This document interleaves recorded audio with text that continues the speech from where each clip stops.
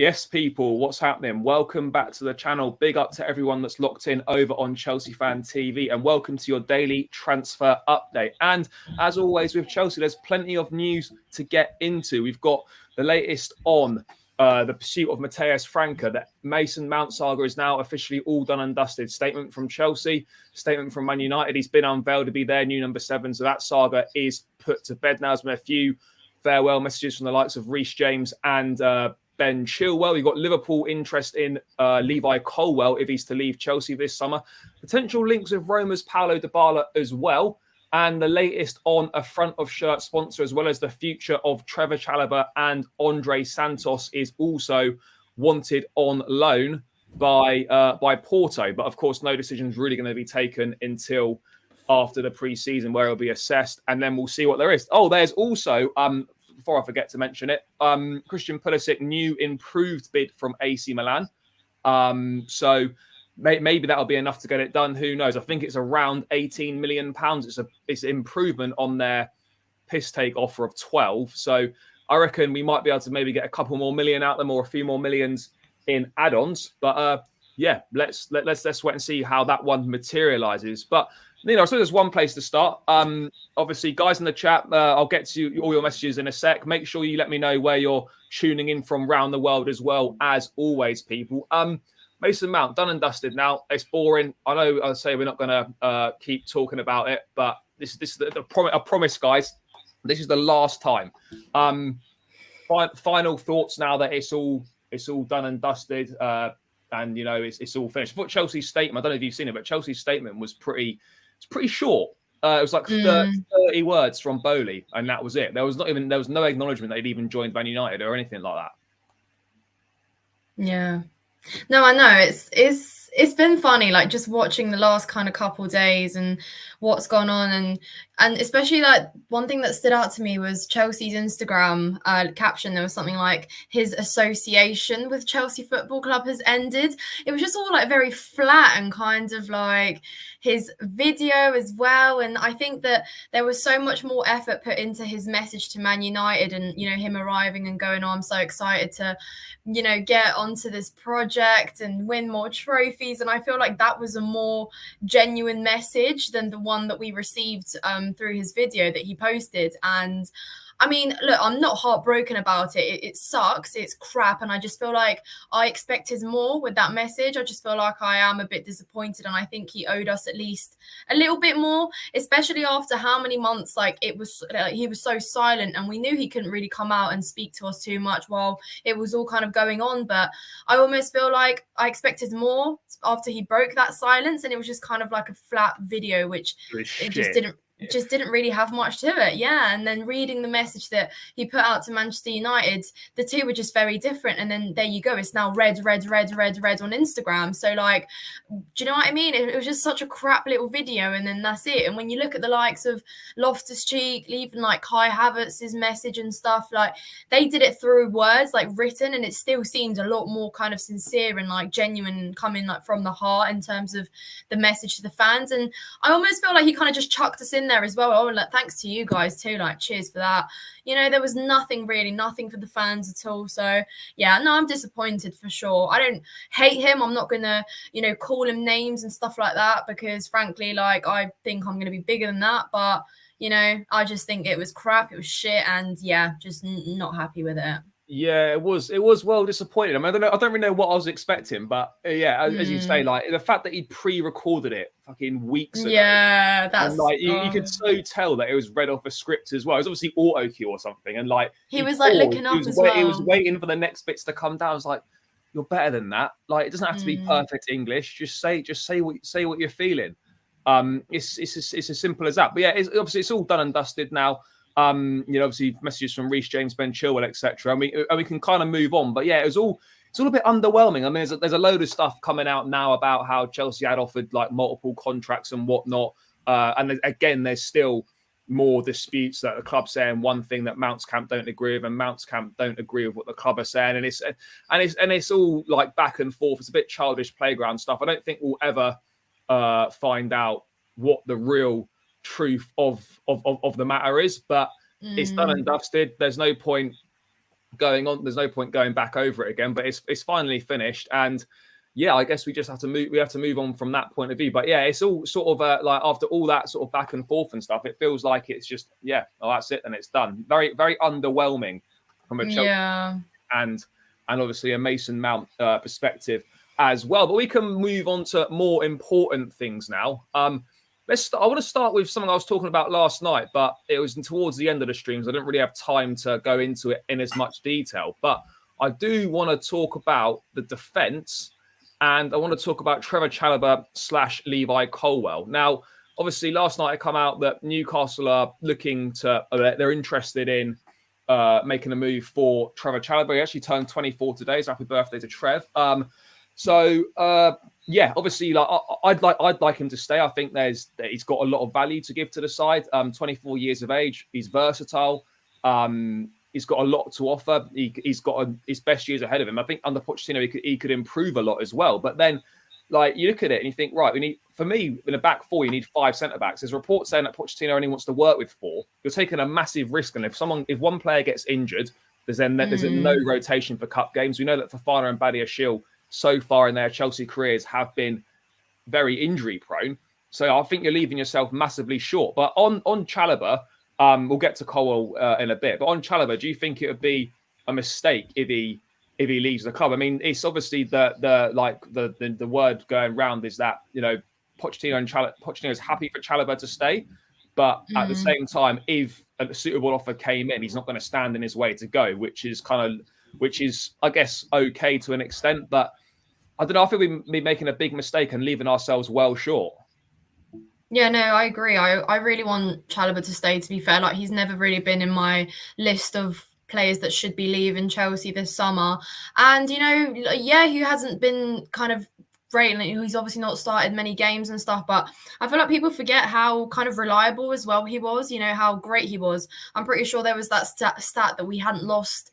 Like, how many games was it? Like, we had a really long streak of games that we hadn't lost when Chalobah had started. And, you know, he was great, like, never had to question his loyalty towards the club and, like, his ambitions for the club as well. For me, proper Chelsea. Yeah, I'd say Trevor's proper Chelsea. I think he's been great. He's a good servant to Chelsea. He's still young and, you know, he puts in the effort. So for me, I think he can absolutely be a Poch player. And I think, I don't know. I mean, I wonder if he could earn his starting place in that back four. I mean, that is obviously going to be up to debate. But if he stays, then I think we should try and maximise his strengths to the fullest again, because I think there's a really good player in Chalobah there, really good centre back. And like I said, he's been solid. He's very physical. And yeah, he does make the odd mistakes here and there. He has done some stupid things. But, you know, on the brighter side, I think the good outweigh the bad, if that makes sense. So on that note, I think he should stay. I don't have a problem with him.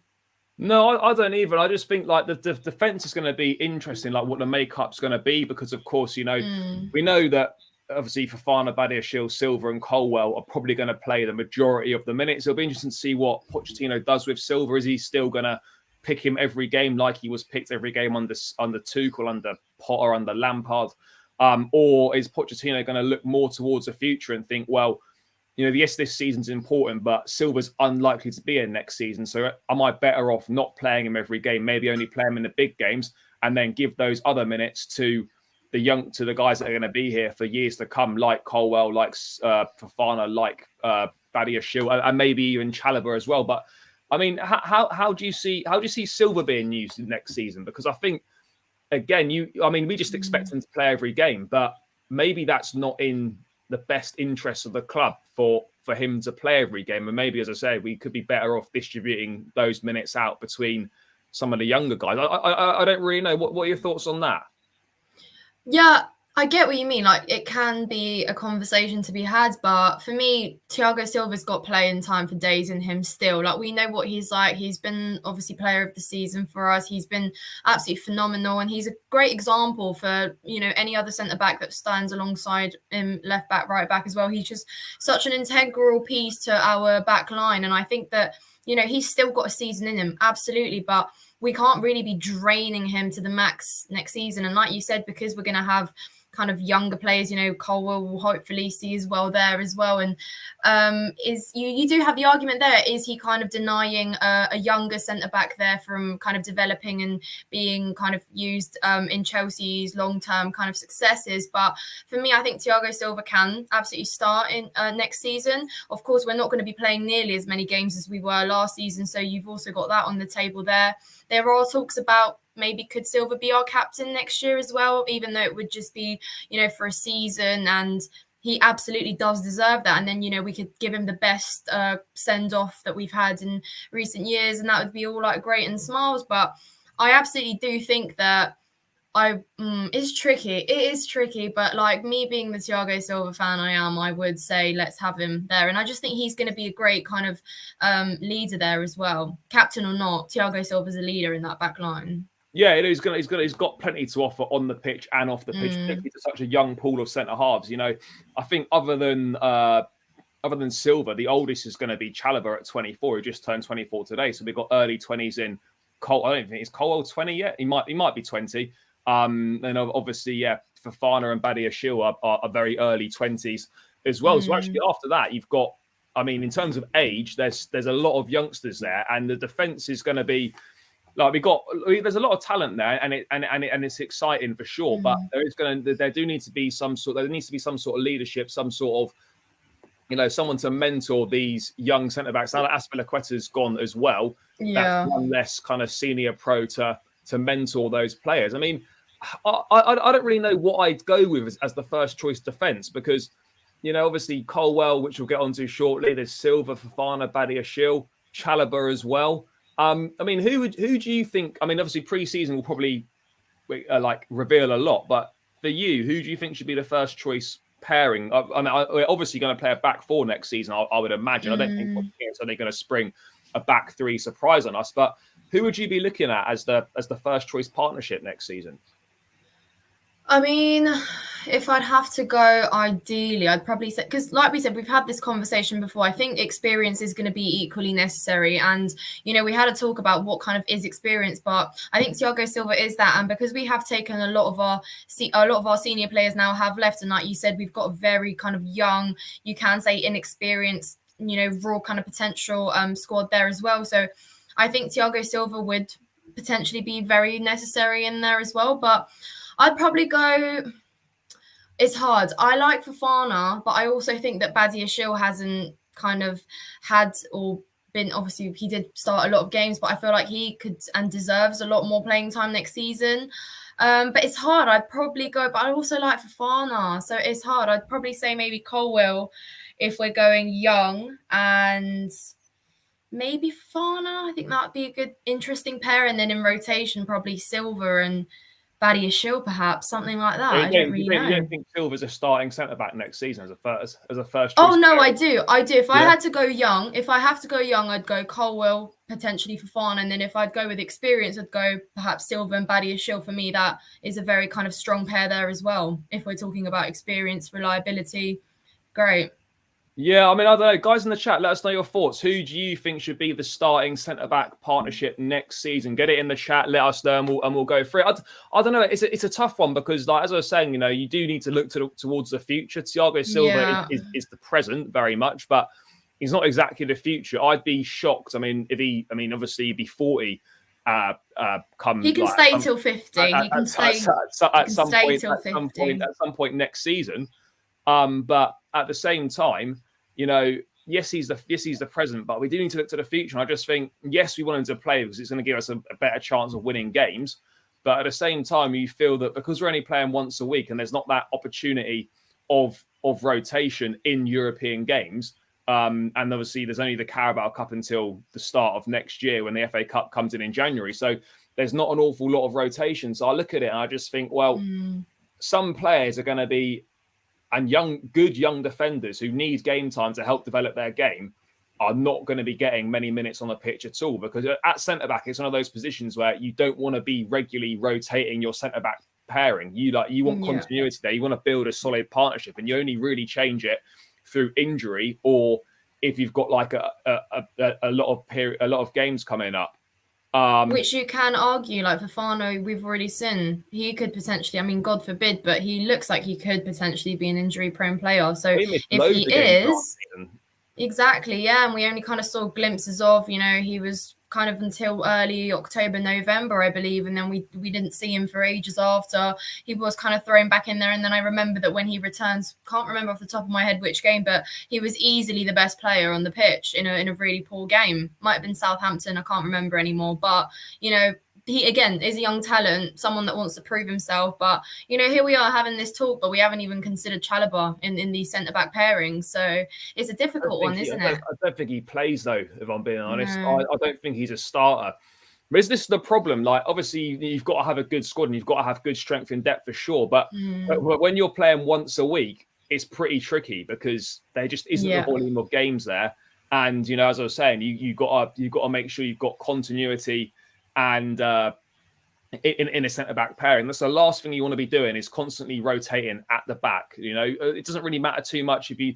I mean, yeah, centre back pairing and a goalkeeper. Those are the main positions really that you absolutely do not want to be rotating on a regular basis. I mean, there is the possibility Chalobah has played in midfield before, but then again, we have got a lot of options there as well. So I don't know. It depends really, because yeah, all right, Caicedo comes in Enzo, but then you've still got three youngsters. You've Gallagher's still at the club. Like, I don't know if Chalobah would really get much more of a look in the midfield. Lewis Hall by trade is a midfielder as well. So the defence is interesting because we've got a lot of top quality centre backs, which is a great position to be in, but not an awful lot of games to play them in, and not much option for rotation. So there's going to be a lot of very good players that are going to be left very disappointed. But I mean, what sort of, if Chalobah does go, I mean, what sort of a bid do you think is acceptable for him? Because bear in mind, he's 24, he's English international, he's still got 6 years to run on his contract until, he's got 5 years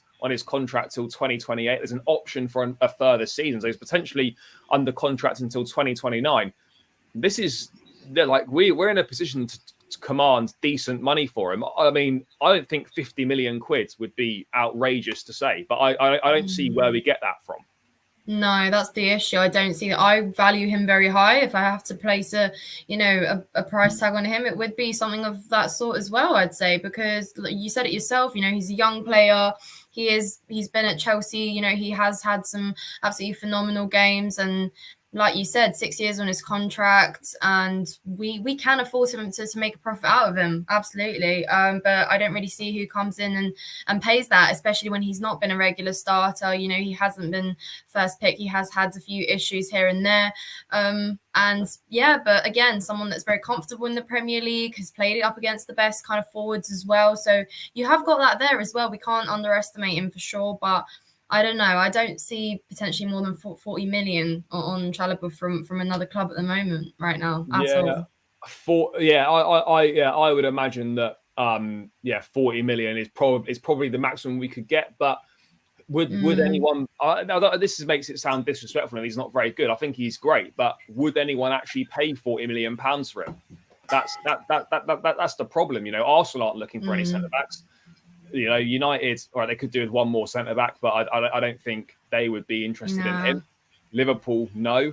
And then you look at maybe Newcastle might do it, but outside of that, you know, 40 million pounds is still a lot of money to quite a lot of teams. So I don't really know where he goes. Yeah, Newcastle were considering it, but you know, I think Chalobah's happy to stay. So ultimately, like, unless a really good offer comes in that you can't say no to, then he's going to stay, which is great. And he's just going to have to fight for his place in the team, because it is going to be really tough to get any minutes at the back whatsoever this season, unless you're in the first choice pairing, or you're like the first option, or you're the first option on a rotation. It is really difficult. West Ham, I mean, are West Ham looking for a centre back? Maybe, but again, are West Ham going to spend 40 million quid on Chalobah? I don't think Chelsea will sell Trev on the cheap. I mean, I do agree it's going to be Silva's last season. No, I don't think I would. No, I don't think I would sell 30 million. It's too low. That's too low. Given his age, given his versatility, and given like how much he could improve as a player. That sort of a bid is way too low. Like, you've got to be getting 40 minimum, and then there's a conversation to potentially be had if he wants to Yeah, they will, but they need to replace Declan Rice as well. And they need, I think Scamacca is going to go to Roma, so they need a centre forward as well. So, like, just because they've got the Rice money, you know, they do need to replace they could use that Rice money to probably get 3 or 4 players. I don't know if Chalobah is of the centre backs high up on West Ham's list, but yeah, 40 million would be fair for me. But I mean, let's wait and see what happens with Chalobah. I'd be more than happy for him to stay. I think the club would be more than happy for him to stay as well. But there obviously are suitors sniffing about. We know Inter Milan were interested, but they're not going to pay any fucking money like all the Italian clubs lowball us. So yeah, let's wait and see what happens with Chalobah. But I do think it would be a shame if he did leave. But let's wait and see on that one. Going from one centre back to another centre back. Let's go on to Levi Colwell then. Always lots to talk about with Levi Colwell, currently in action for the England under-21s in the European under-21 Championships. By the way, guys, if anyone knows what the England score against Israel is, let me know in the 21s. And how's Levi playing, if anyone's watching it. According to Bobby Vincent in Football London, Liverpool remain interested in Levi Colwell this summer. But Chelsea remain determined to keep him. Pochettino and Kolo will sit down and discuss what is in store for him. Colwell wants assurances even, fucking hell, over the amount of first-team football available to him at Chelsea next season. What are your thoughts on Levi Colwell? I fully understand. It's 1-0 Gibbs White, decent. Fully understand that, obviously, as a young player, before you commit and sign a long-term contract, you want to have some sort of idea how regularly you're going to play. You don't want to sign a 6-7 year contract and just be sat on the bench. You need to know that you're in and around the plans and you're going to get a decent amount of opportunity to impress and then cement your place in the team. But at the same time, are Chelsea, do you think, in a position to just chuck Levi Colwell straight in and be a starting centre-back alongside, for example, a Thiago Silva? I mean, how do you look at it? Because as a young player, you want to be playing. Colwell, for sure, wants to have a successful career at Chelsea. But at the same time, can he really afford to not be a first choice this season? Maybe you look at it and think, right, does he have another development season here, play a few games here and there, and then once Thiago Silva's moved on, he kind of steps into that role. I mean, how would you use Colwell next season? Because the pre-season is going to be really important for him. And then, do we just chuck him straight in? Has he proven enough at Brighton to warrant to be chucked straight in? Is he better than Badiashile? Is he better than Fofana? I mean, what are your thoughts on the whole Colwell situation? I mean, mate, it's easy to imagine, but obviously, like you say, it's hard until, he's in the shirt and he's on the pitch and he's playing. Of course, there's no argument. There's a reason why he's such a highly demanded, highly rated, centre-back for a reason. And he can absolutely be in a position to request to be a regular starter, in my opinion. So, fair play to him. Absolutely. But of course, there is risks with everything. Like with everything, I mean, we most certainly should be keeping them. That is out of the question, like whether we should be or shouldn't be. Absolutely. And that's why I think that potentially maybe like starting to play alongside Thiago Silva would be a great starting point, in my opinion. Like I said, learning from the best, being like he kind of eased in Badiashile as well. Equally, I think Badiashile kind of was really eased in just because of Thiago Silva. They were, a great pairing, of course, both French speaking. I guess that helped as well. But he's a very influential person. So in my opinion, if he does start alongside Colwell, I think he could learn quite a few things. But it's hard to say, do you throw him in that starting lineup? But, he's got the talent. He seems to have the mentality at the moment from what we've seen as well. He's absolutely got the capacity and he's got potential for days to be, even better than he is already at the moment. So the project that we have at Chelsea at the moment is kind of advocating for that 1,000,000%. And I think he knows that because, he's seen the prospects that we're bringing in and continue to bring in, the age and kind of there is a pattern with the kind of the profiles that we're going for. And he knows that he can absolutely kind of develop and grow into that player, that regular starter in years to come. So for me personally, I don't think he should be I don't think he should be skeptical about, whether he's going to start or not, because I do see him being a starter at Chelsea 100%. I don't know whether he kind of hits the ground and running and is, that solid, but I think getting eased into that starting lineup with Thiago Silva as a start could potentially be something really interesting. And then obviously you've got, Reece James to your right, you've got Chilwell on your left as well. And I think it's a really great way to start, because like we said, we kind of we also threw Badiashile in there almost immediately when he came and he was starting regularly regularly, consistently, you know, and I guess that's how you learn and you grow. But for me, I don't think he should have any any kind of second guesses about it, because I think he is 100% going to earn that spot. And of course, it's just up to him to believe in that. But the process that we have going on at Chelsea is one worth trusting in terms of how we are developing young players in the next few years. So I definitely do see him being a regular starter, but whether it will be as easy as we think, it might not be the case, because we've seen it before.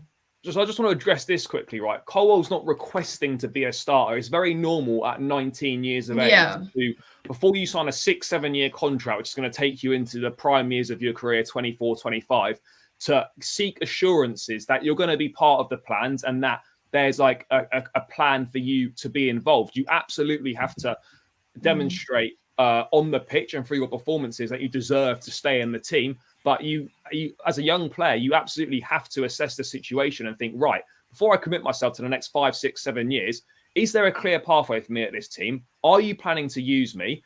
Will I get opportunities to impress to then keep myself in the team? Those are perfectly normal things. Colwell at 19 years of age is not demanding to be a starter. He is just making assurances for his career, like any player would do, that there's going to be an opportunity for him to get some first team minutes and cement his place in the team. He's absolutely isn't demanding to be a starter. I just wanted to clear that up. What we've got here. Harry's in the chat. Harry, hope you're good, mate. Harry. Yeah, good to hear from you, mate. Hope everything's going well. No, I've done that. Yes, bro. Had to be done. Went to the shop today and I saw Lewis in there doing exactly the same thing as well. So, you know, same ideas. What was that? Not that. England under 21s might win it. Yeah, they might do. What else have we got knocking about in here? Poch said, yeah, we're all good there. Thinking about his career. Yeah, no, we're done with that MM7. You enjoy MM7. Although we could have a new MM7 at Chelsea because Kante's shirt's not available. Mate, if Mudryk fancies that number 7 shirt, we'd have a new MM7. MM7. Yes, sounds like a. Don't even want to comment. Colwell's 19, already world class. Fair. I mean, I don't know that. I don't know enough about Levi Colwell. What do you make of Santos being linked to Porto for a loan move? Bro, we'll get into this in a sec. I just want to round up on defenders first. Let me just. Next season, Chelsea fans, you'll see different Mount, maybe. If you listen to his interview with BBC Sport last week, he said he needs to be a starter.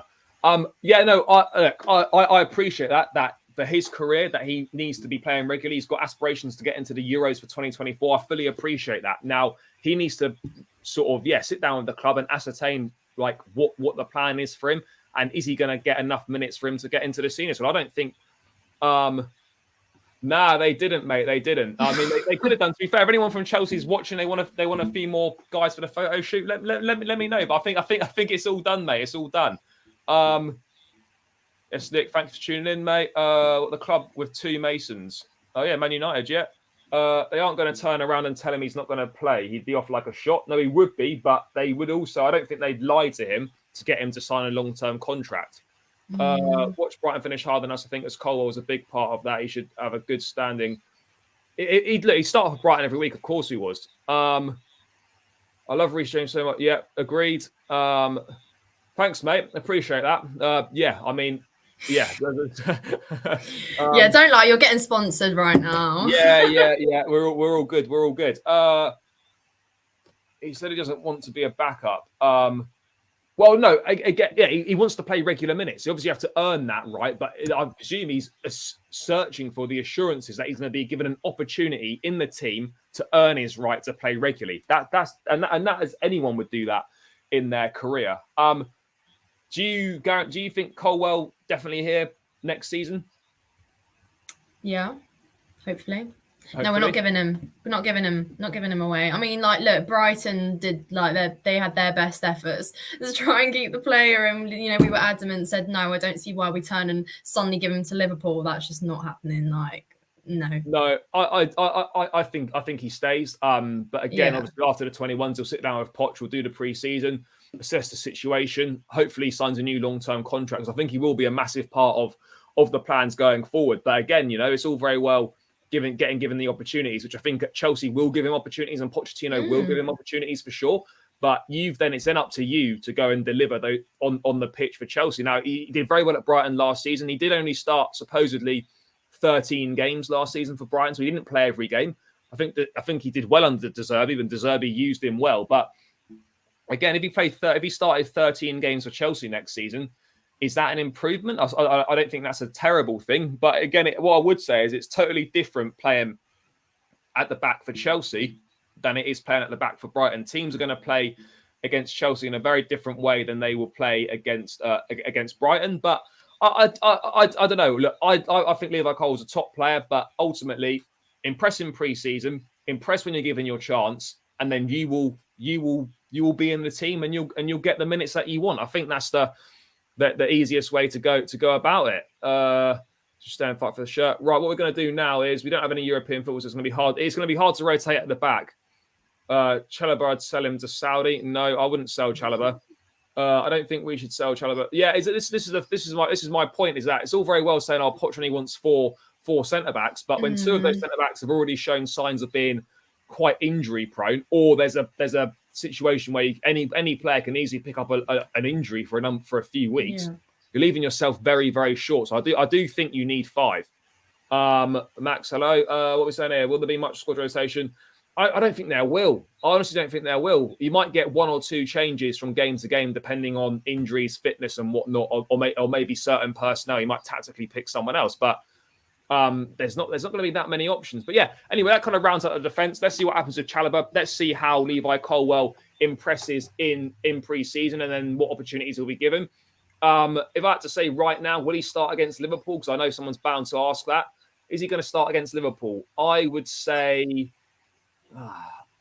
I'd say no. You're going to say no? I don't think so. Unless... No, yeah, I agree. He's not going to start against Liverpool. I'm going to say it now. He's not going to start against Liverpool. But I could be wrong. But I don't think Colwell will start against Liverpool. Right, let's move away from the defensive side of things, and we're going to quickly discuss Christian Pulisic very briefly before we move on to midfield and more pressing matters. What have we got here? This one here. Right, Christian Pulisic. AC Milan have made a second bid for Chelsea forward Christian Pulisic in a package worth up to 22 million euros, 18.9 million, so about 19 million pounds. Chelsea did say that they wanted 25 million. I don't know if we're going to get much more out of Milan than this. It seems mad that we signed Pulisic, 3 or 4 years ago for over 60 million pounds. 65. Was it 65? I think it was maybe 63 with add-ons included or whatever. But that's kind of mad. Can you believe how much his value's dropped? Because that's ridiculous. Yeah. I mean, we spent more money on Kendry Paez, the 16-year-old Ecuadorian, than we're getting. Oh my god! Than we might get for Christian Pulisic, who's an established senior footballer. It is kind of weird. I mean, yeah. Are you surprised at how badly he's done? I mean, to be fair, I'm not surprised that his value has dropped. I see why his value has dropped. I mean, it has dropped very significantly, but you can argue that over the span of time he's been at Chelsea, since 2019 is it now? We're in 2023, and what he has produced, and this isn't me being ungrateful. Look, I'm not going to lie and hide it. I'm not Pulisic's biggest fan, but I won't be ungrateful. He has had some great contributions, has been a vital player in Champions League, whatever. He has been good, but he's not been good enough to be valued very highly at the moment, if that makes sense. Over the course of the last few years, I said this, I think in my opinion he's been too costly in a lot of the games, in kind of both cup finals against Liverpool as well. And yes, I keep going back to that because in my head, if Pulisic had finished a lot of those chances, it never would have gotten to penalty shootouts, and it was always simple ones as well. And we always kind of place the spotlight on Timo for missing, Havertz for missing, but Pulisic, I truly believe, has been very costly as well with goal scoring. Was that FA Cup final that he missed all those chances, or was it League Cup? Yeah, FA Cup. FA Cup final, was it? I swear it was League Cup as well. Oh, it was one of the two. Anyway, either way, both. He's just final, yeah. Exactly, and it wasn't like everyone misses. It's a you got to be scoring that at the end of the day. It's stupid. It's simple. And what really bothers me about Pulisic is when you see him play for USA, amazing. Wow, baller, Yeah, captain, but do you great think? for Yeah, but USA. do you think he benefits though from being the main man? And no disrespect to the US, I know they got a decent generation for them now, but because he's the go-to guy and everything goes through him, whereas at Chelsea he's just another name. Where for the Potentially, US, yeah. I guess you could argue he's that the main. He's the main guy, and like you see with Hakim Ziyech at Morocco, everything goes through him. He's the main guy. He looks like I was say he looks like a world beater, but he looks like a very good footballer. But then he plays at Chelsea and he looks crap. And it's the same with Pulisic. Obviously, a good footballer for sure, talented boy, still very young, still a lot of potential for him to grow into. And a move to Milan would be decent for him. But I just wonder if he benefits or likes it more when he knows he's the best player and everything's going to go through him. Maybe he thrives off that. Whereas at Chelsea, he's still a talented player, but he's just a talented player amongst a lot of talented players. Whereas Yeah. in the US, at the US, he's the standout guy.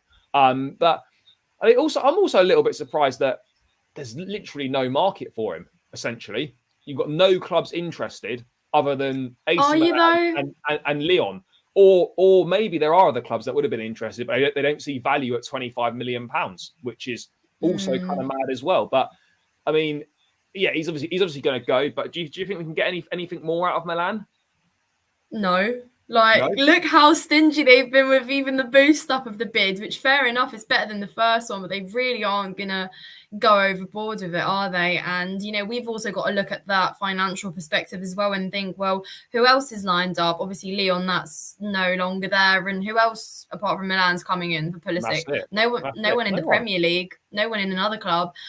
So yeah, we really aren't in a position, unfortunately, to be picky and choosy. And to be fair, I hadn't actually seen it from that side of him being the main man. That makes a lot more sense. And of course, he has been unfortunate as well. I'm not gonna hide and stray away. He has had injuries and he's kind of been crawling back in and getting injured and then not starting and then being brought in for 15-20 minutes to spare in hopes to turn a game around. But he's never just been that guy. And yeah, there's been moments where we've seen his dribbling and we think, wow, Pulisic, that great, how'd you get out of that tight space? I've seen a lot of people kind of compare his dribbling to Eden Hazard and a lot of the times where he has showed glimpses of brilliance, but it's just been compared to obviously the fee we paid as well and just what we brought him in to do, it just doesn't quite match, and I just don't see him improving as well. So for me, that's just another goodbye. And we kind of cut that short for him as well. We should have sold him back in summer or even January, but obviously I just feel like we've kind of been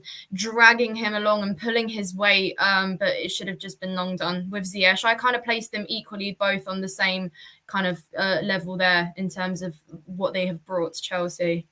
That's a good question. That who's done better for Chelsea, Pulisic or Ziyech? I mean,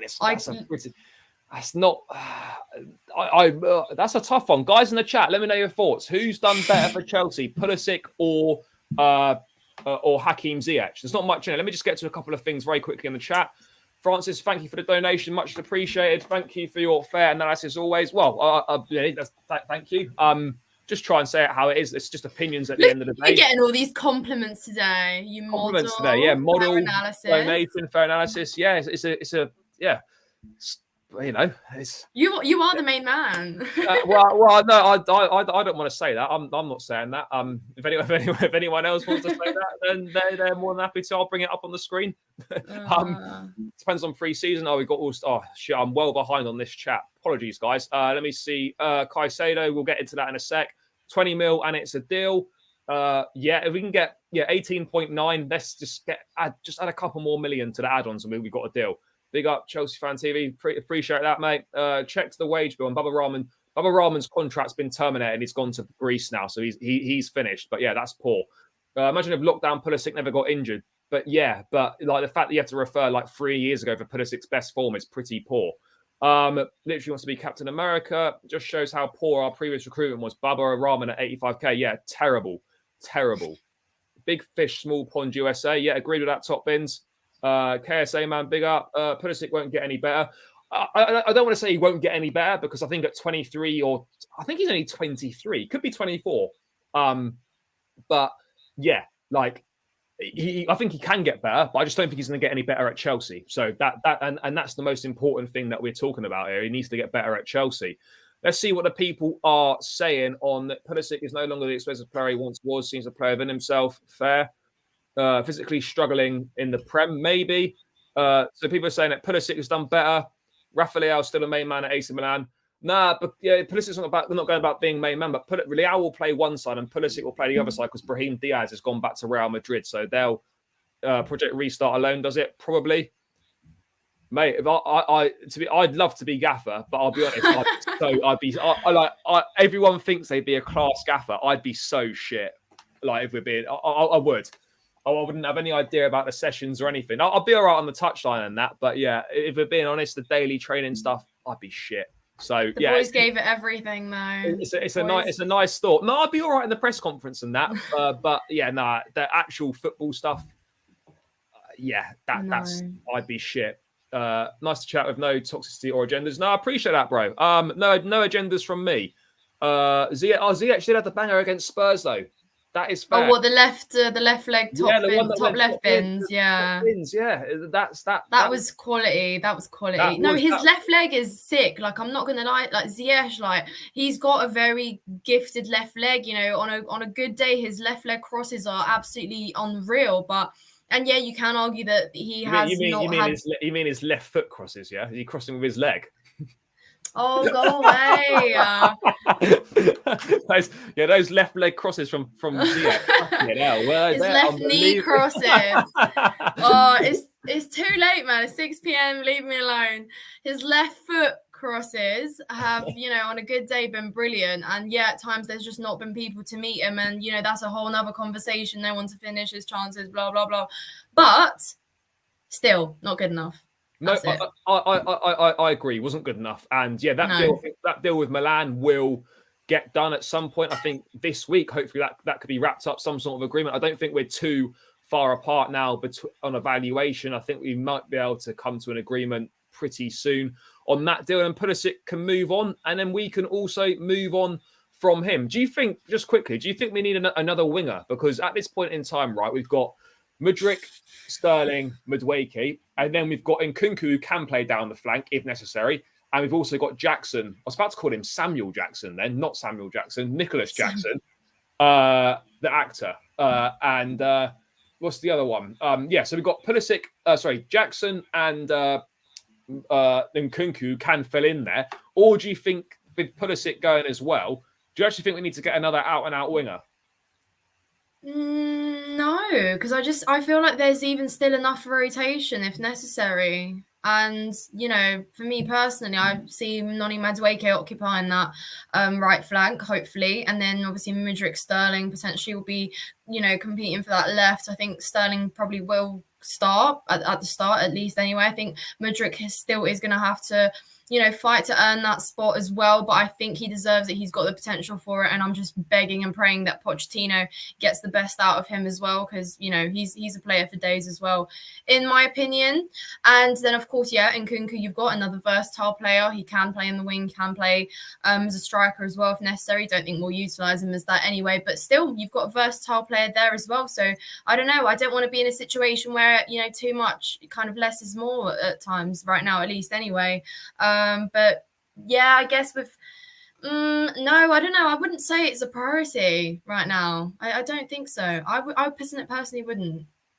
I think we need one more in terms of not necessarily an out-and-out winger, but we need someone that can play as a 10 or down the side.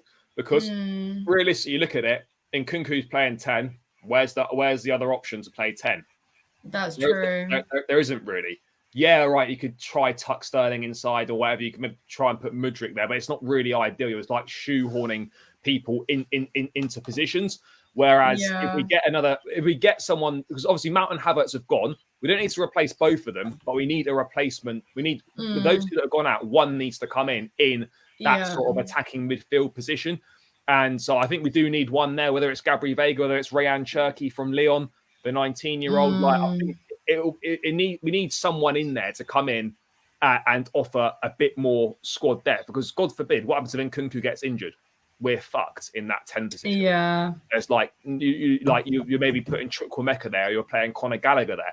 I mean, maybe the plan is for Conor Gallagher to be a rotation option there. I don't really know, but I think Chelsea would be making a big mistake if we didn't go for another one. But yeah, I mean, people going for Cherki. want a striker before a winger. We'll get into the strikers quickly as well. Oh yeah, the new Brazilian winger might be coming in as well, that Matheus Franca. I don't really know that much about him. I mean, just whilst we're on that, what are your thoughts on kind of the signing of all these young Brazilians? I mean, or more should I say, kind of the youngsters from everywhere, basically. I mean, do you think that's a good way for us to be going? I mean, because apparently this Franca could potentially be going straight into pre-season, and there's potential that he could be part of the first team squad and could be that Nkunku option. Yeah, no, I mean, I said this. I do like what our recruitment kind of is doing with the, recruiting young prospects and stuff from around the world. I don't know much about the player, in all honesty. But of course, we saw that with obviously Andrey Santos as well. Obviously, got him from Brazil, didn't we, as well? So obviously, young rising ballers there. I mean, they're obviously going to get a pre-season, and then kind of who stays, perhaps who goes out on loan will be a question to ask. But yeah, it's hard for me to say because I haven't seen the player exactly. So he's a winger, is he? Who? Well, Matheus Franca. Yeah, he can play like 10 or wing. So he's one of them like versatile forward players, basically. He ticks he fits the age profile and all that of the recruitment that we're for sure. But then you kind of do have the argument, is it too much as well? There's nothing wrong with what we are doing in terms of recruiting, but are we going too overboard is also my kind of worry with that. Yeah, true. I mean, I don't know. I look at it like in two ways. Like we're obviously going for like a numbers approach where the more players you sign, the more likely that a few of them are going to succeed. So I guess like what we're looking at it, for me, we're looking at it from a business perspective, is that sign a load of these youngsters for reasonably cheap prices in this market. You develop them yourselves by loaning them out to Strasbourg or hopefully other clubs once we've expanded that multi-club model. And then if they turn out they're not quite good enough for Chelsea, they're still good enough to go and have a very good career elsewhere, and you make a healthy profit on those players. Of course, you're not going to make a profit on all of them, but that's one side of it. And then obviously the other side is that we hope that all these players work out and you get a load of really good players for cheap. But I don't have an issue with this approach. I also don't have an issue with the fact that they're separate budgets. When I see people say, oh, why are we spending 25 mil on Franca? But we say that we can't afford a goalkeeper. The budgets are separate. They've yes, you can adjust budgets and whatnot, but there's separate budget has been put aside for this kind of development signings. This is not coming out of the first team budget. I understand it's annoying as fans when you see that we haven't really got any first team signings come in properly apart from Jackson, and you just every other day you see it's another random Brazilian coming in. I get that. But the budgets are separate, and they have plans for all this anyway. So look, we'll wait and see who it is. I'm slightly conscious of time that it's already been 48 minutes, and there's a few more bits to get through. So we are going to get onto that now. There was something about Sterling that I was going to bring up. That's not an unpopular opinion. Bro, that's not unpopular. Not unpopular at all. He's obviously not going to be sold this summer. But if he has another season like he had the season just gone, then he can go next summer for sure. What else is there going on in the chat? We're going to move on to midfield in a sec. Sterling's finished. Are there any other things that I need to have a look at? Getting those gems before they cost 80 mil. Yep. I prefer Santos, Carney, and Casadei a closer look in pre-season before loaning them out. I think those three, they absolutely do have potential. Right, let's get on to Andrey Santos then. But guys, before I do that, 48 minutes, and I haven't once mentioned about smashing the likes or subscribing. So I'm gonna do that. I'm gonna do a little shameless plug or whatever. It's not really a plug, but anyway, guys, make sure you hit the likes. Only 44 likes with 70 of us locked in on my channel, guys. We can do better than that.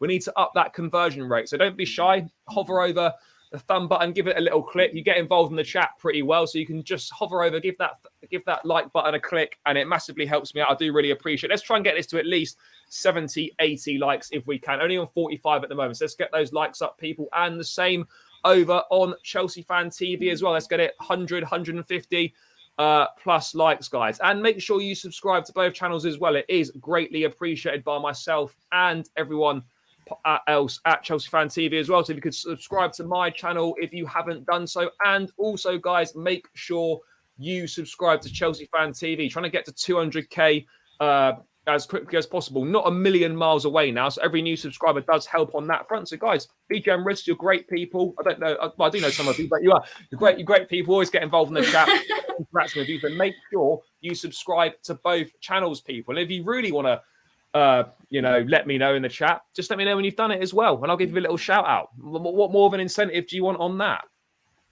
By the way, Nina, someone thinks you're called Sophie. I hope it's not me. Well, yeah. Last time I checked, it's not Sophie. I'm not flexing the kit. I am wearing the kit. Yeah. It is nice. I'll be honest. It is nice. So if anyone wants to showing off, if anyone wants to go and buy it, you can use my discount code. No, I'm joking. I don't have any discount at the club. You can get 10% off. You can get 10% off of your membership though. So make sure if you're a member, make sure you let them know at the till, because they don't tell you. They don't volunteer that information because they don't want you to get 10% off. So if you've got membership, make sure you let them know, because you won't get your 10% off otherwise. What else have we got going on here? Oh, another one. Yeah, got the new training top. Looks good. Yep, cheers. Where'd you get the... No, I'm going to set up a little GoFundMe so I can get the training kit as well. It was in the comments. It was from the club shop. I went down today, but you can get it on the Nike website, get it on the Chelsea website, wherever.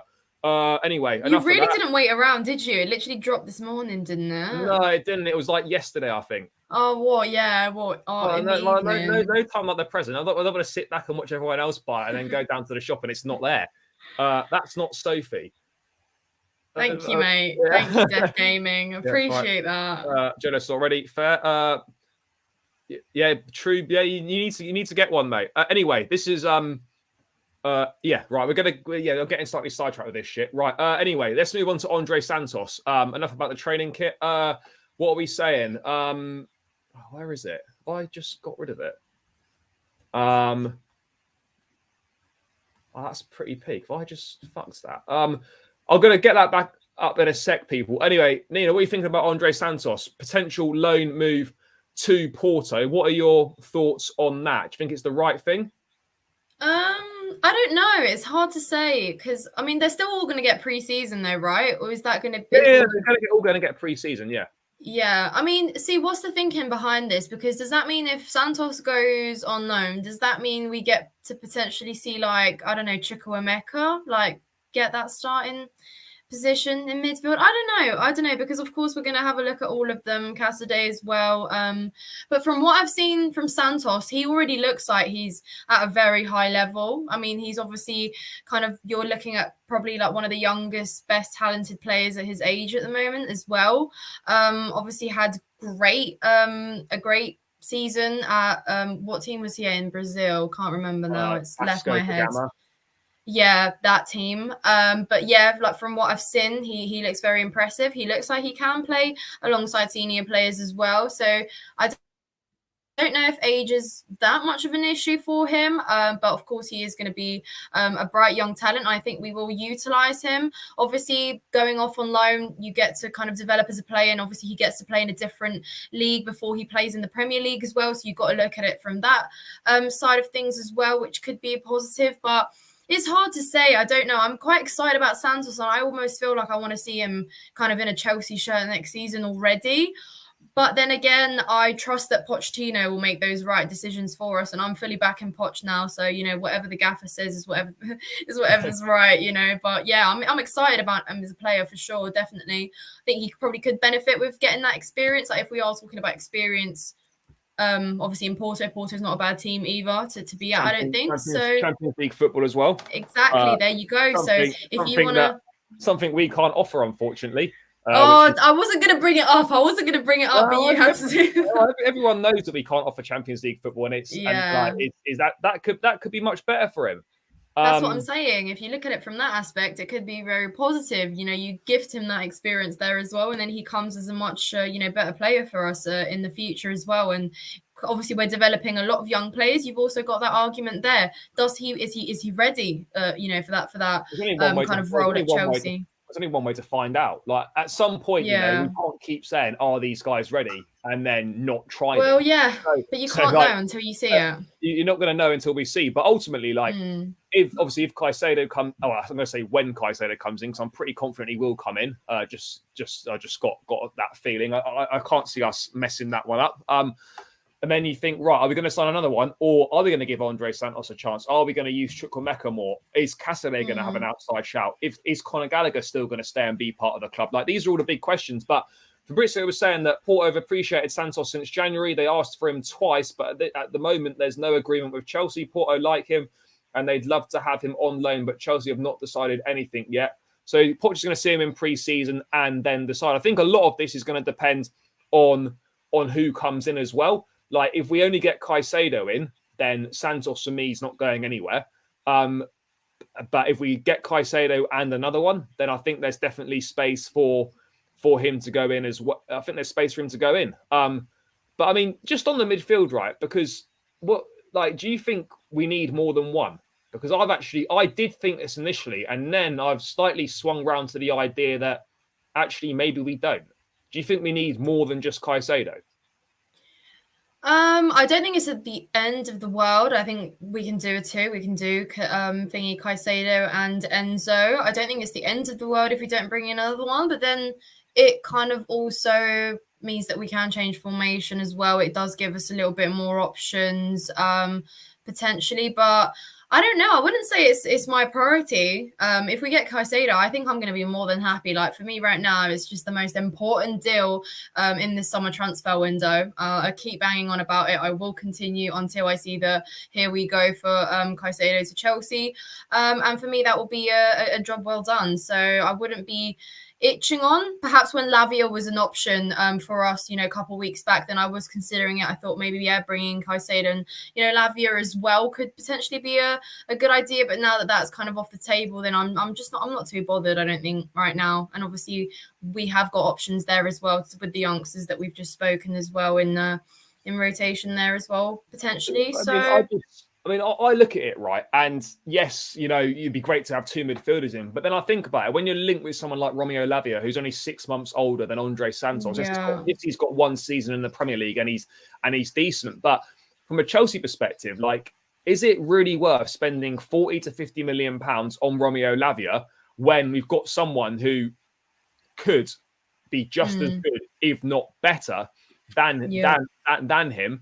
On our books already? Is it really worth spending 50 million quid on Lavia when we could actually give those minutes to Santos? We could split those minutes between your Santos, between Chukwuemeka and whatnot, and that might be a better use of the minutes and whatnot. If a decent midfielder is available on the market, yeah, sure, go for it. But if we're literally looking at Romeo Lavia and we're looking at maybe Manu Kone or Kefram Turam or whoever it might be, like, there's no real standout names out there that we appear to be looking for. Caicedo is going to be our main midfield signing. So I'm almost thinking, like, once we get that done, let's see how these youngsters do in pre-season. Yeah. And the thing is, though, I just want to say on that point is, what you do with with bringing as well someone like potentially maybe Lavia or whoever else it may be, you are risking kind of taking those minutes, like you said, away from the players. So we're kind of going back on ourselves. We say, we're trying to give these players a lot more playing time. We believe that they can kind of, your Santoses, and they can fit into that squad as well. But by bringing in potentially someone else, you're kind of then denying that for them. Then we'll be seeing them on the bench more often rather than trying to fight and earn their space to be in that starting 11 as well. So we kind of will be faced with that issue of, well, do you know what I mean? Like, well, we've just benched those players that we're trying to mold right now and turn into good long-term projects. I don't know. It's a tricky one because, like, people were like, "Oh, buy another midfielder," and they're like, "Oh, buy Lavia." But Lavia, as I said, is only 6 months older than Santos. So is Lavia considerably better than Andrey Santos? I haven't watched enough of Andrey Santos to make a definitive answer on that, but I wouldn't say that Lavia is levels above Santos. I don't think he is. So, look, whilst of course it would be a gamble to go into the season with Enzo, Caicedo, Gallagher, Santos, and let's say Chukwuemeka and Casadei goes on loan, it would be a slight gamble to go with those five. But as I've said before, at some point we've got to start backing ourselves and believe and start believing in what we're actually doing and believing in our recruitment process and believing in the route that we've gone down.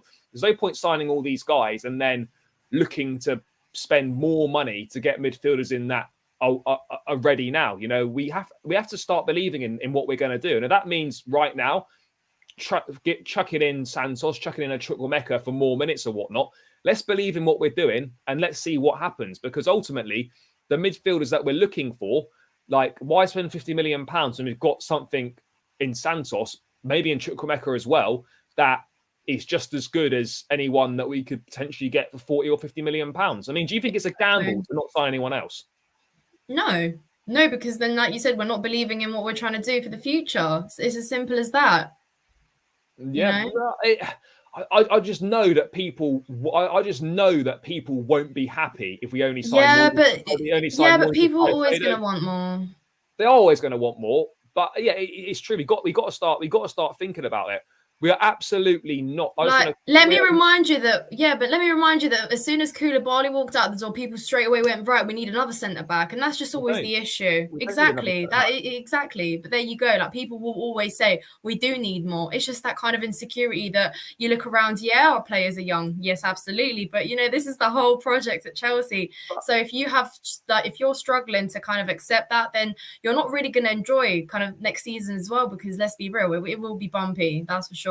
It will be better, but it won't be, amazing straight off the bat. No, it's going to be amazing. Just want to clarify, people keep going on about Federico Valverde. Valverde is not leaving Real Madrid. And if he was leaving Real Madrid, he certainly wouldn't be coming to Chelsea. So I just want to put that one to bed. In terms of not Romeo Lavia, experience is like this experience argument is, I don't say it's annoying. Actually, do you know, it is slightly annoying because we had experience last season. Kova, we had experience in Kovacic, in Koulibaly. We had loads of experience last season. What did the experience get us? Nothing. Experience isn't just age. Experience is like, can you do it in the big moments? Have you stepped up in the big moments? We do have experienced players. Like, everyone's crying out for us to sign Moises Caicedo. The guy's 21 and he's played less than 50 games for Brighton. And we've got people banging on about experience. We're not exactly signing experience in Moises Caicedo. We're signing a very good player with a high ceiling and high potential, but you wouldn't put Caicedo down as an experienced signing. But no one's saying anything bad about that. So why do we keep banging on about experience when actually we do have experienced players there? Experience is not just about how many games you've played. If you're going on about experience, we should have signed fucking James Milner at 37 on a free transfer if you're talking about experience. So I understand what people are saying to a degree, but there's only so far this experience argument goes. Like, we were shit last season with experience. Who's to say that, we can't do well with the guys that we've got? There is still some experience there. There's experience in Thiago Silva. There's experience in Kepa. There's experience in Raheem Sterling. Ben Chilwell's 26 now. There's experience there. There's experience in Reece James as well. Like, we do have experience. Enzo Fernandez, World Cup winner, Copa America winner. Like, we have experience in the big moments. Yes, you look across the pitch and you don't think, oh, there's leaders everywhere. But they're players that have done big things in their careers, and they're players that have experience. This idea that we need to go and sign experience, I'm not necessarily buying it. I'm just not buying it. Is Lavia experience? No, he's 18 years old. He's not experienced. True. Yeah, hope all's good, bro. All's good, mate. I'll be okay with just Caicedo, 1 game a week. Yeah. Next summer is a summer to spend on more established players. Yeah, for sure. Romeo Lavia is a good player. He's a good player, but it's like, I think we'd be better off just keep using Santos rather than spending on Lavia. Haaland's swap deal for Broja is never going to happen. We're not playing FIFA. We have experience in Poch. Yeah. Experience is that winning mentality and personality. Fair. Caicedo could end up flopping like Basuma did. No, I don't think so. I think Caicedo is very different. He looks a huge prospect. There's no two ways about it. Let me just bring this one thing up. What's that? Oh, I suppose I don't need to bring that up. I forgot what I was saying now. Yeah, the experience thing. We need a settled squad with balance. We need a style of play and a decent coach. Experience is meaningless and none of this is in place. Yeah, for sure. No, I agree on that. Yeah, but of course. But Caicedo can come in and have a similar impact. I'm not saying Caicedo's as good as Casemiro is, but he can absolutely have a similar impact. Like, you don't have to bring a vastly experienced pro in to have a lift in your team. You really don't. And this is the thing: if you're good enough, you're old enough. It's simple as that. You know, that is ultimately the reality. It doesn't matter how old you are. If you're good enough, you will play. It's as simple as that. So this idea that, you know, we need someone that's 26 or whatever, or 27 or 28 or whatever it is. This is not necessarily true. Cherki or Wirtz? I'll go Rayan Cherki. A big fan of Rayan Cherki. Right, I wanted to move on to one more thing. Thoughts on this? Where is it? Is it Paulo Dybala? No. Oh, is that true though? Is it? Because I've not. Up until today, I had nothing. I don't know how true it is. Dybala. We're going to go with it anyway. Mauricio Pochettino has reportedly included Paulo Dybala on his transfer wish list at Chelsea. His release clause for clubs outside of Serie A is only 12 million euros. So I think it's just under 10. It's just under 10 million pounds. He is slightly injury prone, but I think this would be a massive signing. This would, like, I'm not saying there's any concrete links to this at all. But at the same time, do you think it'd be a decent move to get Paulo Dybala? I almost look at it and think, for that cheap, if we were genuinely interested in him, and he's obviously a top player, we could do a lot worse. Do you think this is something we should look at? Yeah, I mean, if this is actually true and like we would go in for a pursuit, that would actually be well exciting. I think Dybala, I rate Dybala. I think he's, you know, he can do wonders, and he is a young player, very successful in recent. I think I wouldn't have issues with that. I can already picture Dybala in a Chelsea shirt, in fact, and I don't know though. Would he want to leave and come to Chelsea? Would he want to leave Roma? I don't know. I just don't quite see that happening. He's got things pretty good at Roma in terms of I just don't see. He's playing with Jose and that, which is obviously great. They got Europa League football. He might be quite settled in Italy. Maybe Argentina. That's what I'm thinking. But maybe like Pochettino being Argentinian, we've got Enzo Fernandez as well. Maybe he might be tempted with the Premier League. He's Dybala's not 29. Is Dybala 29? Surely not. No, surely not. There's no way. He can't be 29.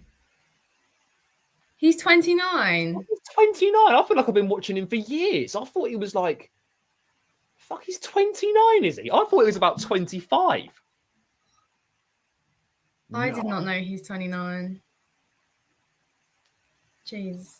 No, but I just think he's pretty settled at Roma, and to be fair, I'm kind of rooting for what's going on for him there at the moment. So I don't know. I don't think it would be bad. The only issue is though, is like, one, he's not really fitting into the age profile that we seem to be buying at the moment. Well, clearly not. He's 29. And two, like, another problem we've got is like, what sort of wages is he on? I can't imagine he's on massive wages, but would he buy into the experience? Like, would he buy into that wage structure where he's probably could be earning a lot less money than he's? I don't know if he'd be earning less money than he's on at Roma, but would he be prepared to fit into that into our wage structure? I don't know.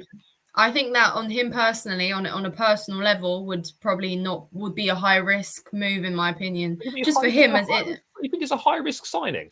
For him, no, not for us. I feel like for him, on a personal level, he could view that as a high risk signing. I mean, look at it, going over to the Premier League, joining Chelsea at 29, if you're 29 at the moment, to a very problematic side. We're pretty much starting a new rebuild here. You've got to believe in the project as well at the end of the day to come over. And I'm just thinking, you know, having been at Roma right now with everything that's gone on for him recently, I just don't see that happening. Got a good relationship with his teammates, Jose as well. I just don't really know how you don't. Well, I'm speaking on him on a personal level. I don't see how he thinks, oh yeah, that'd probably be a good move, unless he wants to experience the Prem. Obviously, playing for Chelsea, and maybe if we are talking about experience, kind of exerting that on the team as well. I don't know if you look at it that side, but if I was Dybala, I probably would think it's a high risk.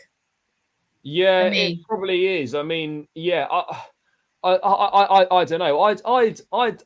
I'd like him to sign him. I mean, I don't know how true this is or anything, but I just thought I'd bring it up anyway. Like, I don't know. I don't think it's terrible. But again, it's exciting because it's Paulo Dybala and he has been a great player. And you think like for a rotation option for Nkunku, can also play through the middle, can play wide as well, can pretty much play across the front line, which is obviously which is important for us. So I think it ticks boxes. I would say it's pretty risk-free at 10 million quid roughly. It just depends. Does he want that? Would Chelsea genuinely push through with this with this move? I don't know. It's a tricky one to get right. I don't really know what the answer is to that.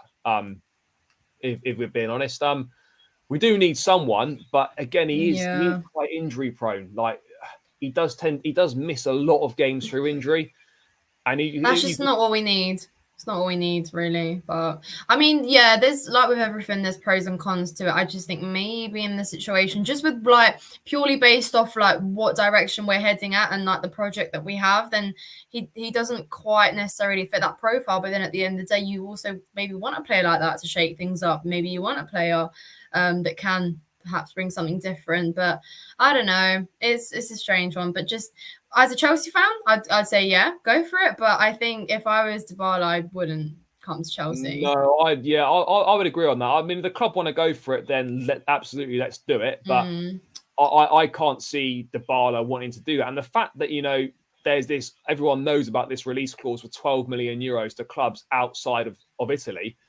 The fact that no one's gone for him, I think that perhaps tells you a little bit as well. 12 million euros for a player of Paulo Dybala's quality, of what he has done as well, is like, you'd think if he was as good as, if people rated him that highly, there'd be so many clubs all over this at 12 million euros. But there, at this point in time, there just clearly isn't. I mean, I'm not against it, but I reckon it would be a little bit. It's one of them, isn't it? It's one of them. It's not a terrible move, but I think we could probably do better. And as you say, it doesn't really fit the options. It doesn't fit what we're looking to do. So if I had to have a guess who it would be, I'd say it would be Rayan Cherki or it would be Gabri Vega. It would be one of those two. But yeah, let's wait and see. I'm going to be checking if there's any other news. By the way, guys, if you've got any questions you want to get in quickly in the chat, last couple of minutes before we round this one out, do get them in quickly. I don't think there's too much more news to go through. Nina, how excited are you for, because pre-season's now kind of geared up now? We're seeing in the training photos the guys are back in the building. Well, not all of them just yet, but majority of them. You feeling a bit more excited now? Feels like the season's sort of like we're arriving again. Yeah, no, I feel like that's exactly the case. I'm excited. I just feel like, I keep saying this, it just feels like a new kind of fresh slate now, for real though. It's nice to actually have a manager. No disrespect to Frankie or Potter, but having a manager that actually seems to have a plan is a great starting point, in my opinion. Because, I mean, I too was very impressed with his interview. Pochettino, he said all the right things, everything that he needed to say, he said, was delivered with confidence. But I just love the fact that he has his priorities straight and he recognizes that Chelsea Football Club is not at the level that it needs to be at the moment, and he's got an idea and he's got ways and plans of bringing that again. So I'm just really excited for pre-season, see how he gets on with things. But I just feel like I'm not going to get too overly optimistic, because how many times, Charlie, did me and you sit here last season and think, this is the one, or this is where it gets better. But well and truly, I think now we're actually on the right track. I feel like last season was just a mega error in a trial and error process, which absolutely deletes, like, get rid of, ban, whatever. But I feel like this is where we truly kind of start this project that Todd Boehly kind of gave us glimpses of, told us what it is he wants to do with Chelsea Football Club, where he wants to take us. And now that we actually finally have a manager that is able to do that, I think we're on a much better route for sure.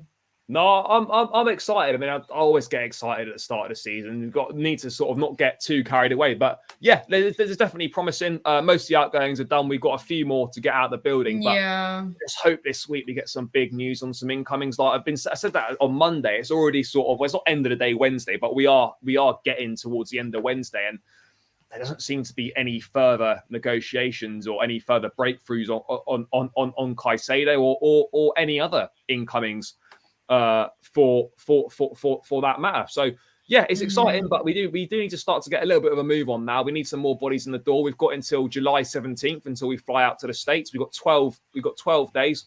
Caicedo must be on that plane to the States, as must as many of the other new signings as possible. Otherwise, it's just like it's a mess. We've got 12 days to sort ourselves out and get these signings done. But yeah, it's doable though. It's doable. It's definitely doable. But Caicedo feels like it's been dragging on for like at least a month already. So yeah, it is what it is. But yeah, guys, thank you. Is Kolo Muani real?